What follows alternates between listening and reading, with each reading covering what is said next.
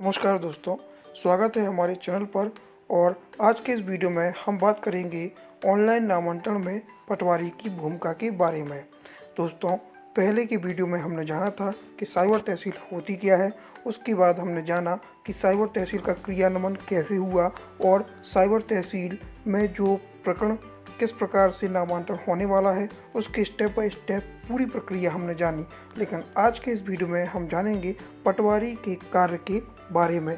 तो पटवारी का क्या कार्य है, कैसा होने वाला है यह कार्य, इस सब के बारे में हम बात करने वाले हैं। और कितने दिनों में पटवारी को समय दिया गया है कि वो किसी प्रकरण में अपना प्रतिवेदन दे, यदि नहीं देता है तो उसके खिलाफ कौन कौन सी कार्रवाई होंगी, यह भी हम इस वीडियो में जानने वाले हैं। तो देखिए दोस्तों, हमने पिछले वीडियो में देखा था साइबर तहसील की प्रक्रिया के बारे में। उसमें एक स्टेप था कि साइबर तहसीलदार प्रकरण में प्रतिवेदन प्रस्तुत करने के लिए पटवारी को ऑनलाइन तरीके से एक पत्र भेजेगा। और ठीक है, उसको जब भी है ये ऑनलाइन तरीके से पत्र भेजा जाएगा तो वह उसके सारा ऐप पर जाएगा। तो अब हम देख लेते हैं, जैसे ही ऑनलाइन तरीके से प्रतिवेदन भेजने के लिए पत्र भेजा जाएगा तो वह पटवारी के सारा ऐप पर आ जाएगा। पटवारी अपना सारा ऐप खोलेगा और उसमें एक टैब रहेगा पटवारी के सारा ऐप पर, और वो है प्रतिवेदन नाम का टैब। तो प्रतिवेदन नाम के टैब पर जैसे ही वह क्लिक करेगा तो उसके हलके में जितने भी ऑनलाइन साइबर तहसीलदार के माध्यम से होने वाले नामांतरण के प्रकरण चल रहे होंगे उन सब की एक लिस्ट उसमें आ जाएगी, जिसमें प्रकरण नंबर लिखा रहेगा, आवेदनकर्ता का नाम लिखा रहेगा, आवेदन का नंबर लिखा रहेगा और आपने जो रजिस्ट्री में मोबाइल नंबर दिया होगा वह भी लिखा रहेगा। ठीक है दोस्तों, तो इस प्रकार से ये उसमें आ जाएगी। अब जिस भी प्रकरण में उसको प्रतिवेदन लगाना है तो वह उस पर टैप करेगा। जैसे ही टैप करेगा तो यहाँ पर एक निश्चित प्रारूप का फॉर्म उसके मोबाइल ऐप पे खुल जाएगा कि उसको केवल इन्हीं बिंदुओं पर क्या है अपना प्रतिवेदन देना है। ठीक है, और यह प्रतिवेदन देने के लिए उसको कुछ जानकारी चाहिए पड़ेगी। तो इस प्रतिवेदन को भेजने से पहले उसको पहले क्या करना पड़ेगा, एक निश्चित बिंदुओं पर उसको एक जानकारी बनानी होगी और इसके लिए उसको एक समय चाहिए होगा।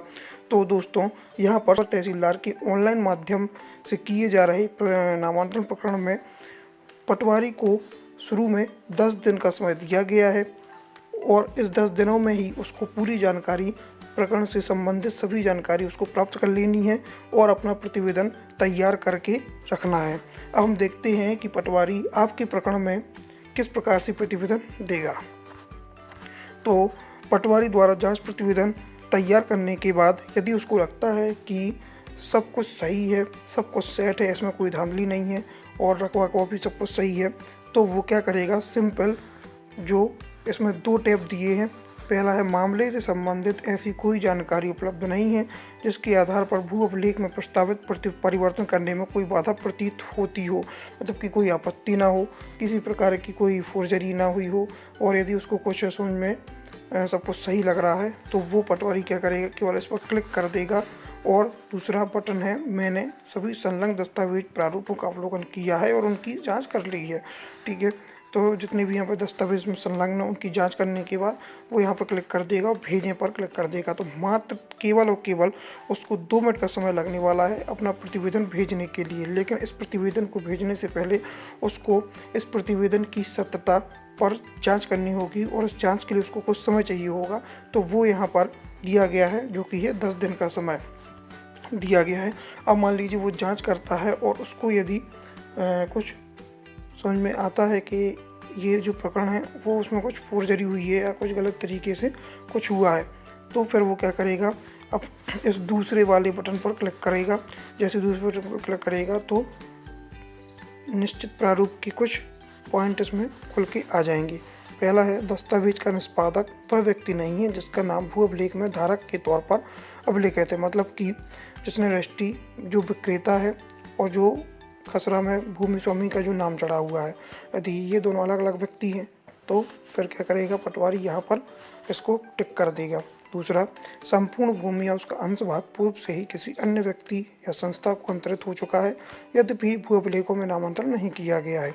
तो कभी कभार क्या होता है कि रजिस्ट्री हो जाती है लेकिन अभिलेखों में नामांतरण नहीं होता है, ठीक है ना। तो ऐसी स्थिति में यदि रजिस्ट्री हो चुकी है और उसकी पुनः रजिस्ट्री हुई है तो इस फोर्जरी को रोकने के लिए वो क्या करेगा, इस पर क्लिक कर देगा। तीसरा है लिखित में मेरे पास उपलब्ध सूचना के आधार पर अनुसार ऐसी भूमि के अंतरण पर रोक है या किसी न्यायालय सक्षम प्राधिकारी के आदेश से प्रतिबंधित है, ठीक है। तो यहाँ पर कई मामले ऐसे देखे जाते हैं कि जो 1958 में सरकारी यदि ज़मीन है फिर भी उनका नामांतरण के लिए रजिस्ट्री हो जाती है और नामांतरण के लिए यहाँ पर प्रकरण लग जाएगा। तो ऐसी स्थिति में यदि पटवारी को पता है कि मेरे हल्के पे 1958 के प्रकरणों में रोक है तो फिर वो क्या करेगा, यहाँ पर क्लिक कर देगा और उसको आगे बढ़ा देगा, ठीक है। साथ में कागज भी बनाएगा। फिर तीसरा है भूमि का अंतरणकर्ता आदिम जनजाति वर्ग का है और भूमि की अंतरिति आदिम जनजाति वर्ग से भिन्न है। यहाँ पे दोस्तों एक नियम है धारा 165 का, जिसमें ये है आदिम जनजाति वालों के लिए एक अच्छा सा एसटी कास्ट वालों के लिए नियम है कि एसटी का व्यक्ति एसटी की व्यक्ति को ही अपनी ज़मीन बेच सकता है। यदि इससे अन्यत्र कोई भी प्रकार का अंतरण हुआ है तो फिर वो यहाँ पर क्लिक कर देगा। फिर है भूमि देवस्थानी भूमि या स्वामी सेवा भूमि है अथवा भूदान यज्ञ अधिनियम 1968 के अधीन आवंटन द्वारा अर्जित है या मध्य प्रदेश भूरा संहिता 1959 क्रमांक 20 सन 1959 की धारा 158 की उपधारा 3 के भूमि स्वामी है। मतलब कि यह कोई देवस्थानी भूमि है, शासकीय भूमि है, सेवा भूमि है, मतलब भूस्वामी से अन्यत्र किसी प्रकार की कोई भूमि है तो फिर वो यहाँ पर क्लिक कर सकता है।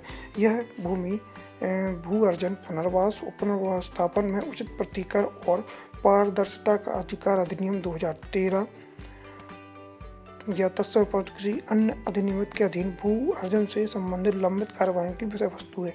कभी कभार क्या होता है दोस्तों कि सरकार की कई योजनाएं चलती रहती हैं, जैसे रोड वगैरह किसी खेत से निकलना है तो मान लीजिए उसका प्रकाशन हो चुका है, उसके बाद भी रजिस्ट्री हो गई है तो ऐसी कार्रवाई में वो यहाँ पर क्लिक कर सकता है। मृत भूधारी के समस्त उत्तराधिकारियों का आवेदन में उल्लेख नहीं किया गया है, छोड़े गए उत्तराधिकारियों के नाम, संबंध और पते नीचे दिए जा रहे हैं। ये जो वाला ऑप्शन है ये भौतिक नामांतरण के लिए ऑप्शन है। यहाँ पे वो नाम वगैरह सब भरेगा, संबंध क्या है उसका पता क्या है, ये सब पूरी जानकारी भरेगा दोस्तों। इसके साथ ही वो अपना एक प्रतिवेदन सादा कागज़ में लिखेगा और यदि उसको कोई आपत्ति है उसमें है पेश है तब उसको फाइल चुने में जाकर अपलोड कर देगा और फिर उसको भेज देगा। तो इस प्रकार से 2 प्रकार से उसको प्रतिवेदन भेजना है। यदि मान लीजिए 10 दिन के भीतर निर्धारित समय अवधि में साइबर तहसीलदार को रिपोर्ट नहीं भेजता है तो उसको एक 3 दिन के लिए रिमाइंडर भेजा जाएगा, एक रिमाइंडर लेटर फिर से उसके पास भेजा जाएगा कि भैया 3 दिन का आपके पास समय है और आप अपना जो है प्रतिवेदन भेजिए। यदि नहीं भेजता है प्रतिवेदन तो फिर उसके खिलाफ क्या है जो है कार्रवाई की जाएगी। तो पटवारी से यहाँ पे क्या अपेक्षाएं हैं, पटवारी द्वारा जांच प्रतिवेदन तैयार करना, तहसीलदार को भेजना और सार्वजनिक ठीक है सार्वजनिक नोटिस अवधि में आपत्ति प्राप्त प्रतिवेदन के साथ अपलोड करना या अन्य कोई व्यक्ति होने पर प्रारूप में दर्ज करना। 10 दिवस में प्रतिवेदन न भेजने पर पत्र जारी होगा, जिसके पश्चात 3 दिवस में अनिवार्य होगा। तो ये जो है 4 प्रकार के काम उसको करना है।